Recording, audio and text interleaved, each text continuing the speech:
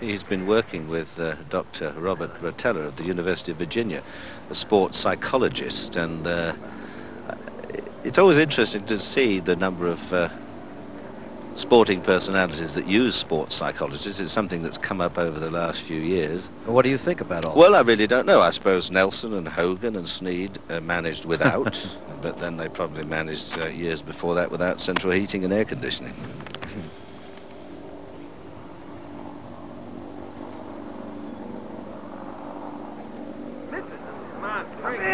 Where's the break? Misread that one, didn't he? After that beautiful second, he didn't even frighten the hole with that one.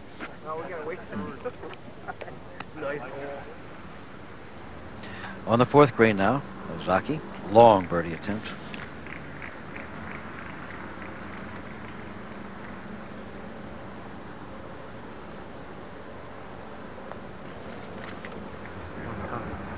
Not bad, eh? No, not bad at all. Wow.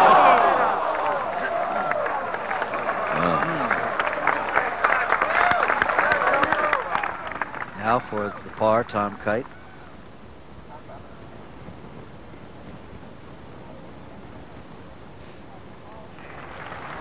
I don't know what the Japanese word was that Ozaki said, but I know what the American word for it is. Oh, golly? Something like that. That's close. Ah, now here's a tricky one. I should say.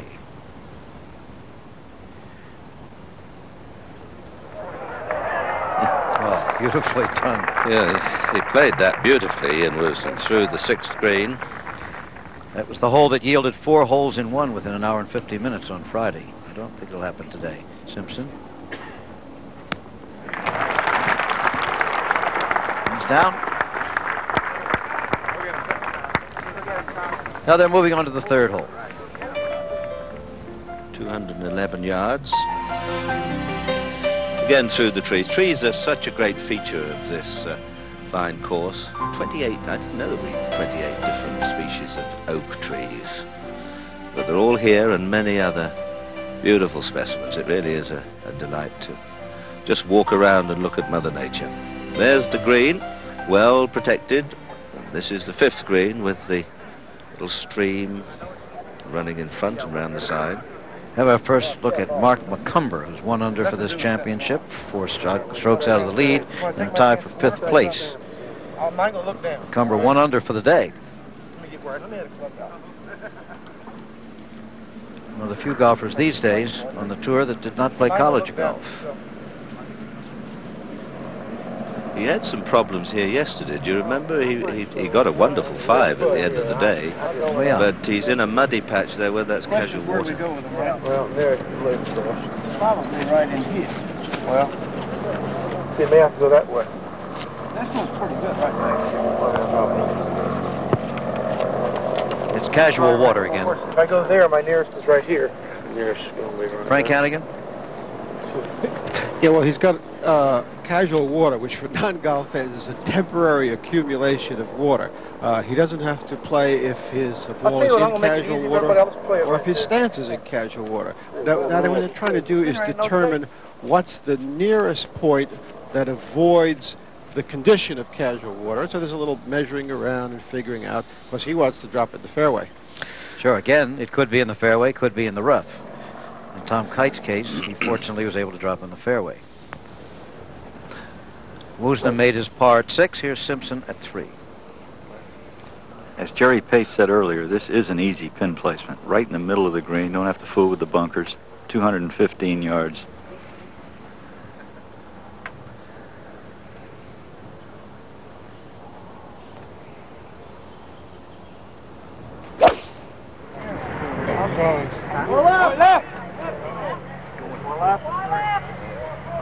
Out on the left.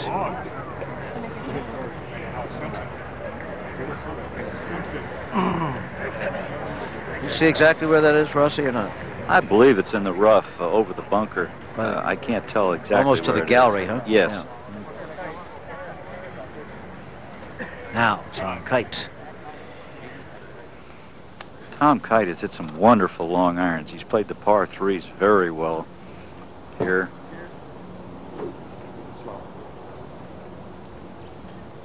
Probably a 2-iron.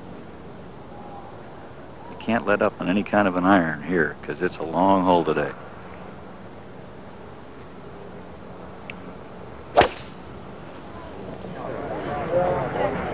Beautiful looking golf shot. All right, Tommy. He's there.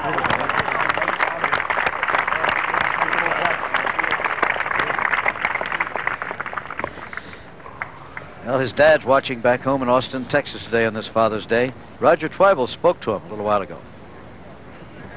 Tom, when you're on the course, you're aware that this is the U.S. Open. You think about that? Well, I think there are times that you think about it being the Open.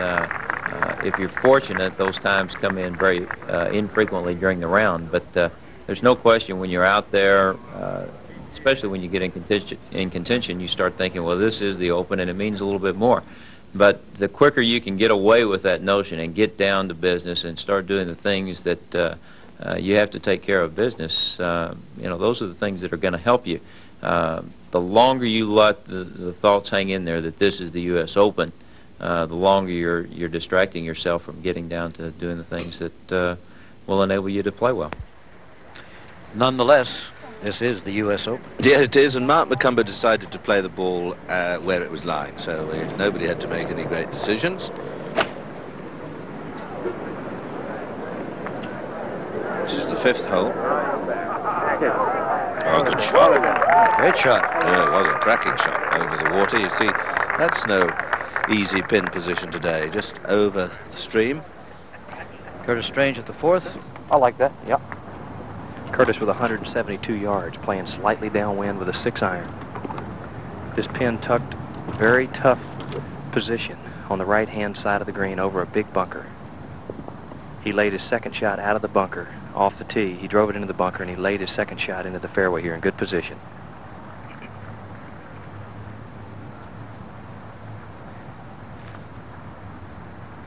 This hole 574, you do not reach this hole in 2. Players all have to lay up here on their second shot. Stay right there. He's got it going just to the right of the flag. If it carries that bunker, it'll be a good shot. Well, it sure did.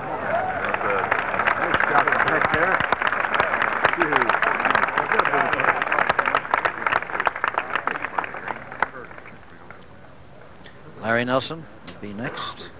Groups of 2 today, not the 3 they had to resort to yesterday for the first time in Open history because of the monsoon that swept here Friday night and early Saturday morning. Yeah.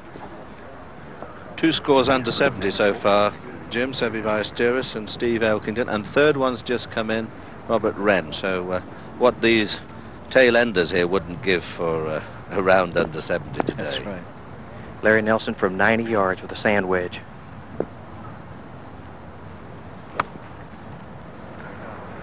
He struck it nicely. It's just to the left of the hole if it's up long enough. Come on. Yes, indeed. Fine shot by Larry Nelson.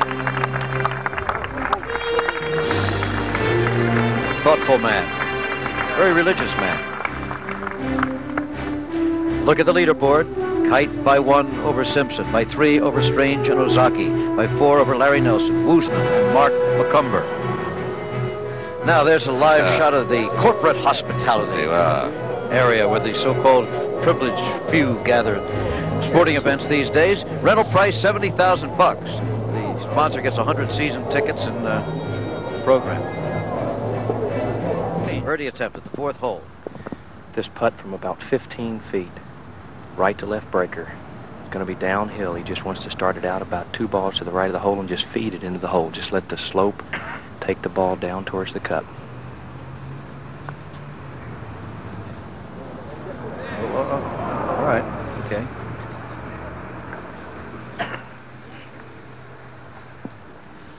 Now Simpson, Scott Simpson in trouble, remember.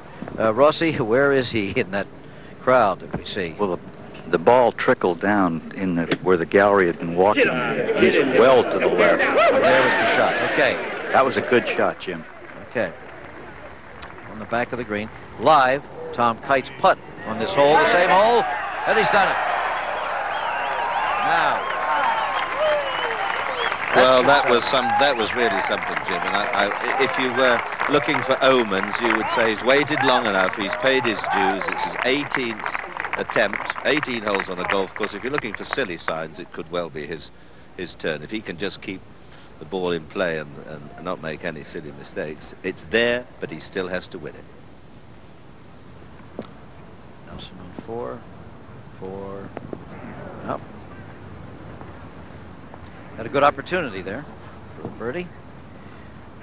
Kite now leading by 2 over Simpson, but Simpson needs this for a par. Or the lead will go to 3. That's how quickly it happens.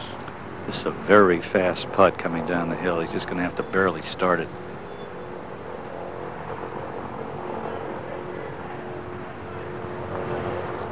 Come on, get there. Yep. Great try. Tom Kite suddenly has a 3-stroke lead. On the first hole, you saw U.S. Open written all over his face. You could see it. You could see in the result of his tee shot. But he scrambled, made that par, and now it's beginning to come to it. A long way to go. Certainly is. Okay, a bogey for Scott Simpson. He'll drop to 3 under for the championship.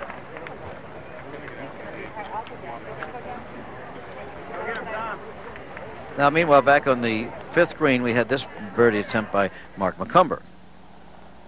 Now trailing by 5. He probably doesn't know it yet, but he is.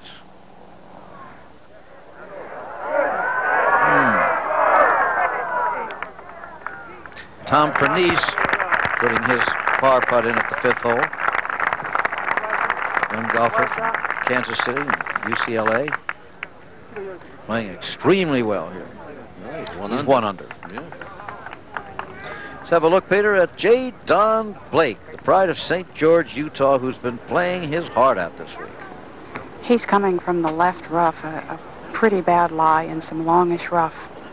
Shot about 163 or 64 yards with a 7-iron.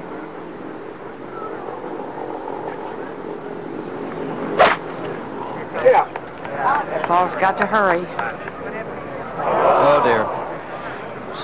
There you see the ever telltale ripples. Had a lie where it was very difficult for him to put the club solidly on the ball. A lot of grass up behind the ball. Another 5 or 6 yards, though, you see. But that's the game of golf. It was dead on line. Another, let's say, 5 or 6 yards, and it might have gone very close. Here's Jumbo. Yep. From almost the identical place with a poor lie also.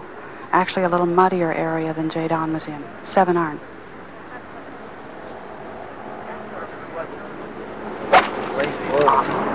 Same kind of shot, I'm afraid. Much shorter than the other. And so they're going to almost certainly drop strokes here. Yep, Ozaki, 2 under. 4 shots out already. See the importance of keeping your drive on the fairway.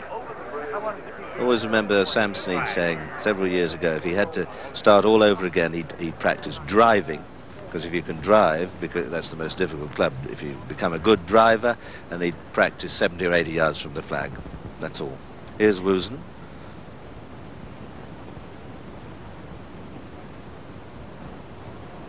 We'll have that for a par then. We're going to return, of course, with more golf action from the 89th United States Open Championship. We'll do that after this message and a word from our ABC station.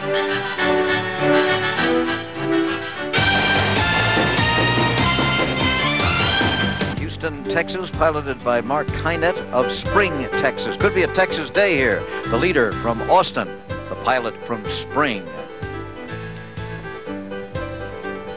There it is. In its 64th year, I believe, of operation. Now, down to the 6th tee. Par 3, Tom Pernice. Trusted it all, huh? Well, Pernice is 1 under for the day, but that's going to make it difficult to remain that way. And 1 under for the championship.